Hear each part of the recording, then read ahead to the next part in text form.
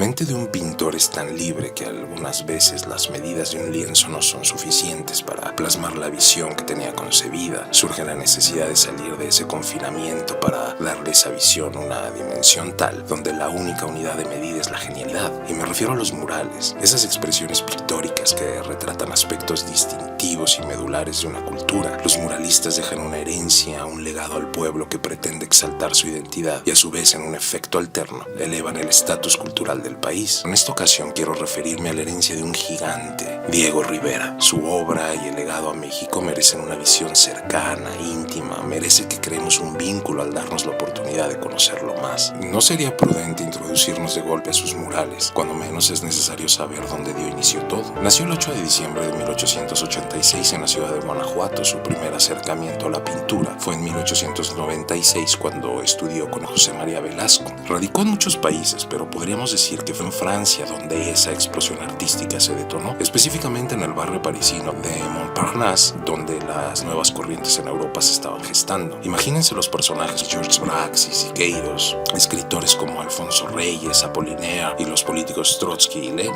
Ahí tuvo un acercamiento al cubismo con Picasso y la influencia que tuvo Paul Cézanne en él, que lo introdujo al postimpresionismo. Si tienen inquietud de saber más sobre esta parte de su vida y que lo marcó como artista, hay un libro que lo aborda de manera amena y que lleva por título Diego de Montparnasse, de Olivier Dubois. El comunismo de Diego es un dato muy sabido por todos y es importante mencionarlo porque se veía reflejado en su trabajo. Incluso existe una anécdota que ya les compartiré al final. Lo que Diego encontraba fascinante en el comunismo, a diferencia del capitalismo según su visión e ideología, es que los comunistas tenían una mente mucho más abierta y un pensamiento mucho más agudo. Formó parte del Partido Comunista Mexicano, fue expulsado del mismo en 1929. Él y Frida albergaron al revolucionario León Trotsky en Casa Azul durante su exilio. En fin, su obra es una ventana para todos estos aspectos. Es la forma en la que Diego nos legó su pensar, su visión, su sentir. Los murales de Diego.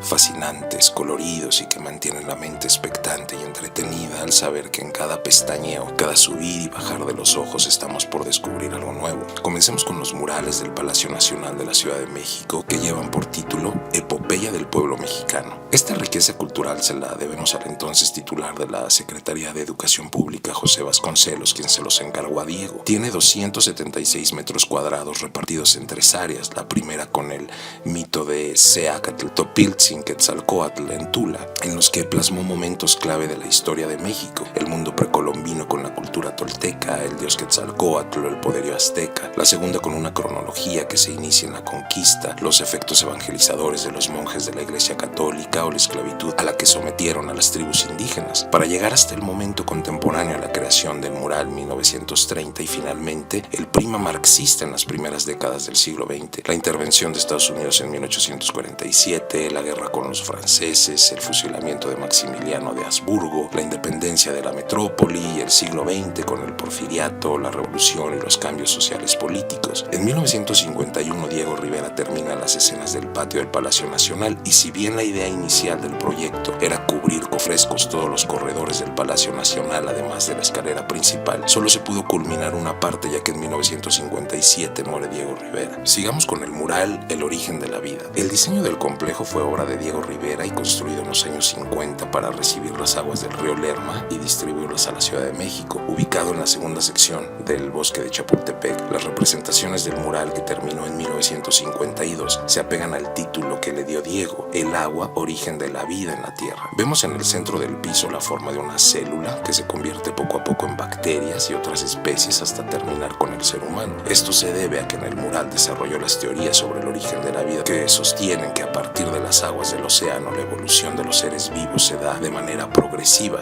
yendo de lo más simple a los organismos más complejos. La representación resulta pegada a las teorías más adelantadas de la época sobre la evolución. Justo en la boca del túnel se encuentran un par de manos simulando entregar el líquido al dios Tlaloc. Rivera también pintó el origen del hombre como una especie de coronación de la obra. Fue calificado por Diego como el más fascinante encargo de toda su carrera, ya que la pintura sumergida en el agua debería soportar permanentemente. De hecho, el experimento no funcionó por la baja calidad de los materiales industrializados de aquel entonces, por lo que la obra se deterioró por la acción del agua y los microorganismos. La anécdota que les voy a compartir al final tiene que ver con este mural que se titula El hombre controlador del universo. Se encuentra en el segundo piso del Palacio de Bellas Artes, pero por ahora veamos lo que hay en él. Desde el principio vemos su ideología política. La composición se divide en 3 secciones. En la parte central del mural aparece el obrero que de una manera omnipotente opera la máquina que controla el universo, manipula la vida y divide el macrocosmos del microcosmos. El panel izquierdo se aprecia el efecto de la sociedad capitalista a través de la representación de Charles Darwin, aludiendo a la ciencia, en contraste con la escultura de piedra que simboliza la religión y las escenas de lucha de clases y guerra. El panel derecho representa el mundo socialista, Lenin, Karl Marx, León Trotsky y Friedrich Engels, así como la representación del Ejército Rojo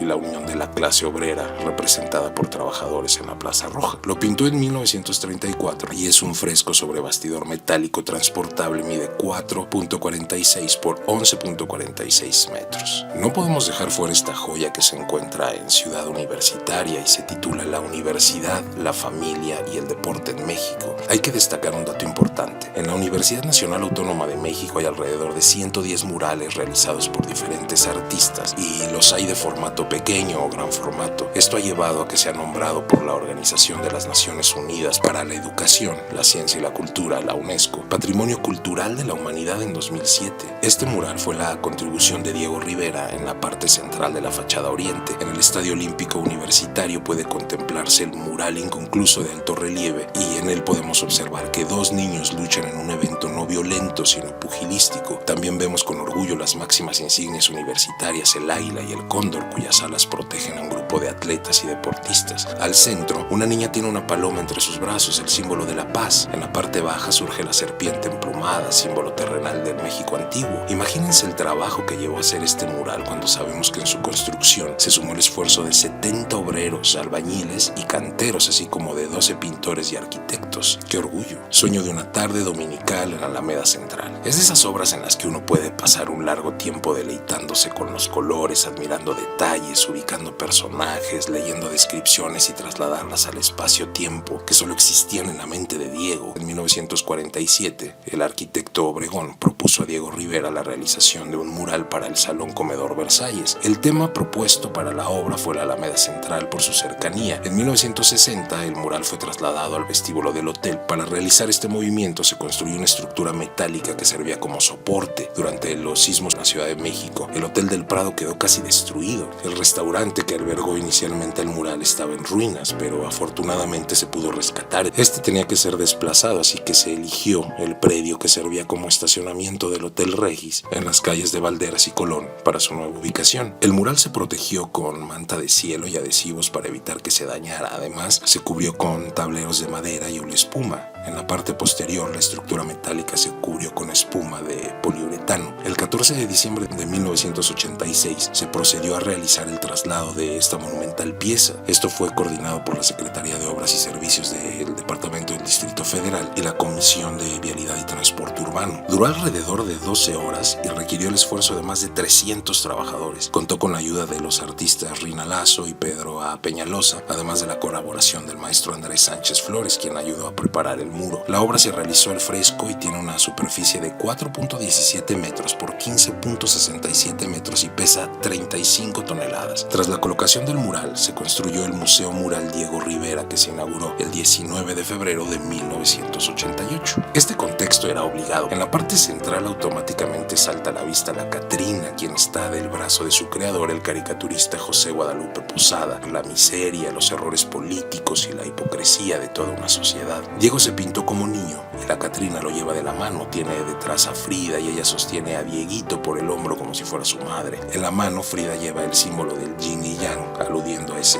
alter ego en su relación con el pintor. Este relato visual presenta los sueños de sus personajes en el pasado, presente y futuro, desde la conquista y la Santa Inquisición hasta la modernidad de la primera mitad del siglo XX. 3 secciones componen el mural. En la primera, el artista representó la conquista y la época colonial. Aparecen Hernán Cortés, Fray Juan de Zumárraga, Sor Juana Inés de la Cruz y Luis de Velasco II. Para continuar, se aborda la independencia, las intervenciones extranjeras, donde se observa Antonio López de Santa Anna entregando las llaves de los territorios al general norteamericano Winfield Scott, la Reforma y el Segundo Imperio, con las figuras de Benito Juárez, Ignacio Ramírez, el nigromante, Ignacio Manuel Altamirano, Maximiliano y Carlota de Habsburgo. La sección central comienza con Manuel Gutiérrez Nájera, saludando con su sombrero a José Martí, importantes escritores que se distinguieron en la corriente modernista. Junto a ellos se encuentra Lucecita Díaz y Carmen Romero Rubio, hija y esposa de Porfirio Díaz. En la tercera sección, Rivera ilustra los movimientos campesinos y la manera en que se desarrolló la Revolución Mexicana. Retrata campesinos maltratados y el sueño de la justicia. El México moderno es representado por una figura presidencial que está siendo corrompida por la religión, las mujeres y los negocios. En esta sección aparecen los retratos de Lupe Marín, Ruth y Lupe Rivera, hijas de la artista. Diego se vuelve a autorretratar como un niño comiendo una torta. Al compartir los ideales de izquierda, el ateísmo de Diego era evidente, así que fue un mural polémico por lo siguiente. En la primera sección del mural aparece retratado Ignacio Ramírez, el nigromante. Ignacio Ramírez, cuando ingresó a la Academia de Letrán a los 18 años, pronunció un discurso que iniciaba con la polémica frase «Dios no existe». Cuando en 1947 Rivera pintó el mural, representó al intelectual con un pergamino en que la frase podía leerse. El escándalo no se hizo esperar. En junio de 1948, poco antes de la inauguración del Hotel del Prado, el arzobispo Luis María Martínez se negó a bendecir el espacio. Un grupo de estudiantes conservadores atentaron contra el mural y rasparon tanto la frase como el rostro de Diego Rivera.